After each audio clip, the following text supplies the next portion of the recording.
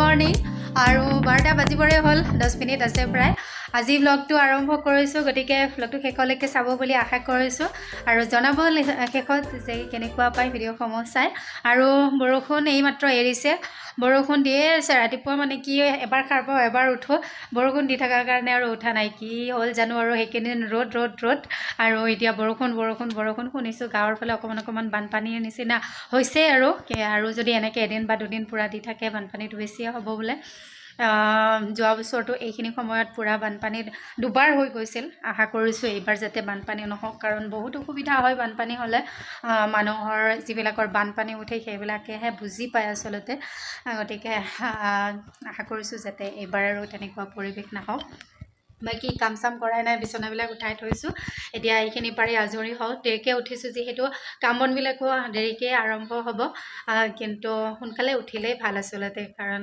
গোটেইখিনি চিজিলত হৈ যায় এতিয়া সিহঁতেও খাই বৈ খেলি আছে দুয়োটাই আৰু মই ভাবিছোঁ আজি ব্লগটো এনেকৈ আৰম্ভ কৰি যাওঁ যিহেতু বৰষুণ দিলেও আমনি লাগে গোটেই ৰ'দ দি থাকিলেও আমনি লাগে গতিকে শান্তি ক'তোৱে নাই বুলি ক'ব লাগিব শান্তিখিনি নিজে বিচাৰি ল'ব জানিলেই হ'ল তাৰ মাজতে গতিকে মই কাম বনখিনি কৰি আজৰি হৈ লওঁ আৰু আজি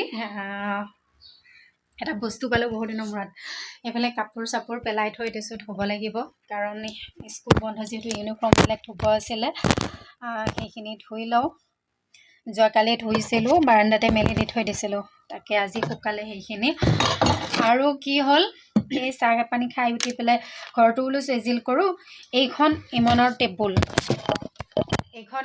টেবুল ইয়াতে মানে নপঢ়ে কাৰণে এইবিলাক উঠাই থৈ দিছোঁ আৰু এইটো এই ওপৰৰ ড্ৰয়াৰটো যে দেখিছে এই ড্ৰয়াৰটো মানে বিৰাট টান খুলিবলৈ এইটো অকণমান সৰুকৈ দিলে আৰু মানে ভিতৰত থকা মেগনেটটো বিৰাট টান তাই নপঢ়ে কাৰণে ইয়াতে বস্তুবিলাক এনেকৈ জাপি থৈ দিছোঁ তাই অহাৰ দিনাই ঘৰটো মানে কি তাইৰ বস্তুবিলাক ধুনীয়াকৈ চিজিল কৰি ৰাখিছিল চিজিল কৰি ৰাখোঁতে এই পাউচটোৰ ভিতৰত যে এইডাল ট্ৰাইপডডাল ভৰাই পেলাই তাতে থৈ দিছিল মই জনাই নাছিলোঁ কাৰণ যিমান বিচাৰিবলগীয়া ঠাই আছিল চব বিচাৰিলোঁ কিন্তু ক'তো নাপালোঁ ভাবিছিলোঁ এইটো হেৰালেই আৰু আজি কিহৰ কাৰণে বা মনটো গ'ল যে এইটোত কি আছে চাওঁ ৰ'ব নাপায় খুলিব নোৱাৰি দাওখন লৈ পেলাই খুলিছোঁ এই দাওখনেৰে যি খুলিলোঁ মানুহজনক মাতি আছোঁ যে এইটো ঠিক কৰি দি যাব বুলি সিহঁতেও মানে গুৰুত্ব দিয়া নাই আৰু এটা কাম কাৰণে অহা নাই তাৰপিছত খুলিলোঁ এইটো বিচাৰি পালোঁ মানে মনটো ভাল লাগিছে কিয় হেৰুৱা বুলি ভবা বস্তু এটা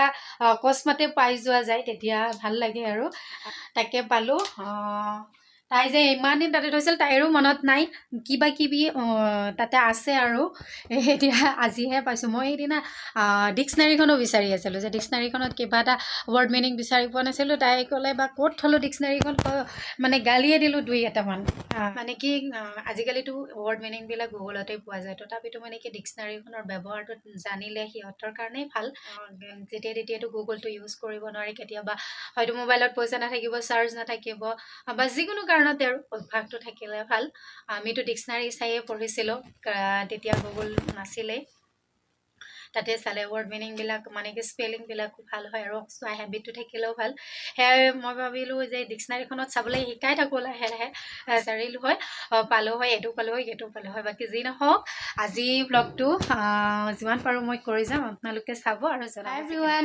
একেবাৰে গধূলিহে মই ভিডিঅ' বনাইছোঁ দিনটো ইটো সিটো কৰি থাকোঁতে সময়বিলাক পাৰে হ'ল আৰু যিহেতু ভিডিঅ'টো আৰম্ভ কৰোঁতে দেৰি হৈছিল আৰু গধূলি চাহকাপৰ লগত খাবলৈ যে কিমান কি অজুহাত দেখুৱাই থাকে ইহঁতে কাৰ ল'ৰা ছোৱালী বাৰু এনেকুৱা কমেণ্ট কৰি জনাবচোন একেটা বস্তু দুদিন খাব নিবিচাৰে বা যিকোনো বস্তু খাবলৈ নিবিচাৰে সেইকাৰণে আজি এটা বস্তু বনাই দিওঁ ইহঁতক লগতে আপোনালোকৰ লগতো শ্বেয়াৰ কৰোঁ সহজ পদ্ধতিতে বনাম গতিকে এটা স্নেক্স বনাই দিম আপোনালোকৰ লগতো শ্বেয়াৰ কৰিম চাই যাব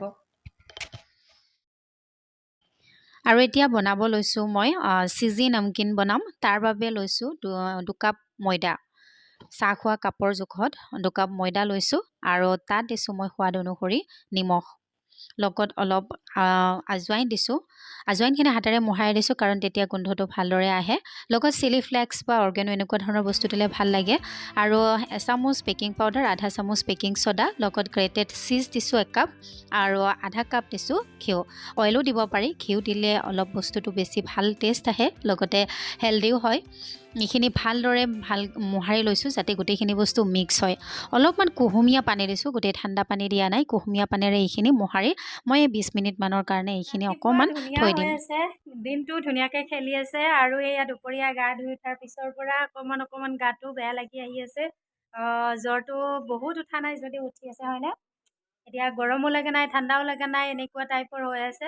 তথাপিতো দীঘলতৰ টি চাৰ্ট এটা পিন্ধি লোৱা। কি ক'ব আৰু ইমান ঢিলা তাই। যিকেইদিন বহুত ৰ'দ দিলে সেইকেইদিন একদম গৰম ফুটিল। মই ভিডিঅ' বনোৱা নাছিলোঁ কাৰণে গম পোৱা নাছিলে আৰু এইবিলাকত গৰম ফুটি এইবিলাক চব ডাঙৰ ডাঙৰ একদম গৰম ফুটি ঢৌ ফুটাৰ নিচিনা হৈছিল। চুলিৰ মাজে মাজে গোটেই ফাটি ফাটি গৈ থাকে, গমেই নাপায়। এতিয়াও দাগবিলাক আছে। আকৌ বৰষুণ দিয়াৰ লগে লগে আকৌ আহিলে জ্বৰ। নাজানো আৰু কিয় হৈ থাকে, এই মানে বহুত ঢিলা, ইটো সিটো হৈয়ে থাকে। অকণমান দুপৰীয়া গাটো জ্বৰ উঠিছিলে, বেমাৰী পুৰা দেখিছে আৰু হয়নে?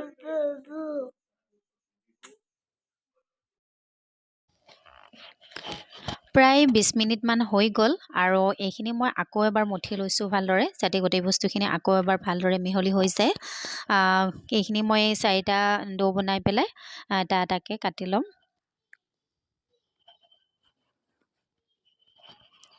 বাকীখিনি মই ঢাকি থৈ দিছোঁ যাতে শুকাই নাযায় আৰু এইটো বহুত পাতল কৰিব নালাগে, বহুত ডাঠাও কৰিব নালাগে। যিটো আমাৰ নৰ্মেল ৰুটি পৰঠা টাইপ বনাওঁ তেনেকৈ কৰিলে হ'ল। বহুত পাতল কৰিলে আকৌ ভাল নহ'ব। এটা মই কেক বনোৱা মাউলকে লৈছোঁ, কাৰণ ছাইডৰ যে কাটা কাটা ডিজাইনটো আছে সেইটোৰে এটা ভাল ডিজাইন হৈ চেপ উঠিব। যিকোনো চেপতে কাটি দিব পাৰি, কিন্তু এইটোৰে কাটি দিছোঁ দেখিবলৈ অলপমান ভাল লাগিব। আৰু এইখিনি মই তেলখিনি ল' ফ্লেমত গৰম কৰি থৈছিলোঁ, ল' ফ্লেমতেই দি দিম, নহ'লে পটককৈ জ্বলি যাব, ভিতৰৰ ফালে নিসিজিব। আৰু মই তেল অকণমান ব্যৱহাৰ কৰিছোঁ, কাৰণ ৰৈ যোৱা তেলখিনি মই দ্বিতীয়বাৰ ব্যৱহাৰ নকৰোঁ। সেয়া অকণমান তেলতে অলপ অলপকৈ ভাজি আছোঁ। দেখিছে জুইটো একেবাৰে ল' ফ্লেমত ৰাখি থৈ দিছোঁ। এটা ছাইডত লাইট ব্ৰাউন হৈছে আৰু আনটো ছাইডৰ ফালে মই লুটিয়াই দিছোঁ। দুয়োটা ছাইডত ধুনীয়াকৈ যেতিয়া লাইট ব্ৰাউন হৈ যাব তেতিয়া মই এইখিনি নমাই দিছোঁ, কাৰণ বেছি হৈ গ'লে আকৌ তিতা লাগিব পাৰে। সেয়া এইখিনি আৰু ফুলিও আহিছে ধুনীয়াকৈ, কাৰণ ইয়াতে বেকিং ছ'ডা আৰু বেকিং পাউডাৰ যিহেতু ব্যৱহাৰ কৰিছিলোঁ। এইখিনি হৈ গৈছে। এনেকৈ মই গোটেইখিনি খাবলৈ ভাজি নিমকিৰ নিচিনাই টেষ্ট হয়, কিন্তু যিহেতু ইয়াতে চীজ দিছোঁ, চীজৰ এটা ধুনীয়া টেষ্ট আহিছে আৰু ভিতৰৰ ফালে বহুত ধুনীয়া ছফ্ট হৈছে।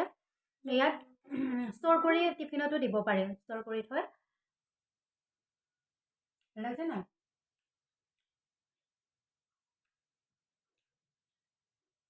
গৰমতকৈ অকণমান ঠাণ্ডা হ'লে বেছি মচমচীয়া হয়, কাৰণ ঠাণ্ডাকেইটা বেছি মচমচীয়া হৈছে। গৰমটো পাইছোঁ মই, ইমান ঢিলা ঢিলা হৈ আছে।